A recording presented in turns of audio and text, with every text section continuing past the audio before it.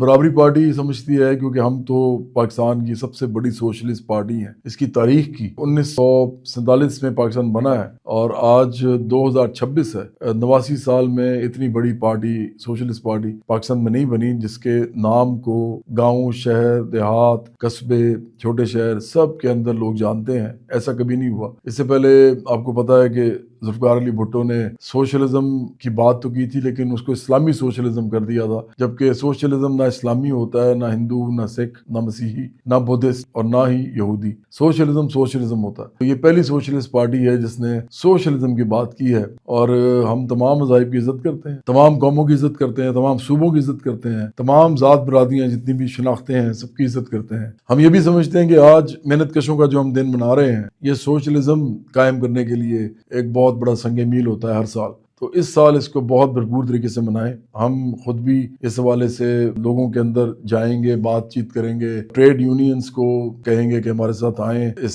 سولیڈیرٹی کے جو بھی اوکیزن ہے جو ہم اناؤنس کر دیں گے ابھی، اس کے ساتھ ساتھ پھر ہم یہ بھی سمجھتے ہیں کہ جتنی بھی یہاں پہ کسان تنظیمیں ہیں، جتنے بھی یہاں پہ مختلف اساتذہ کی تنظیمیں ہیں یا گورنمنٹ کے ملازمین کی تنظیمیں ہیں، اس کے علاوہ پرائیویٹ جو ادارے ہیں ان کی تنظیمیں ہیں، وہ ساری بھی اس سولیڈیرٹی کے لیے ہمارے ساتھ شامل ہوں برابری پارٹی کے ساتھ۔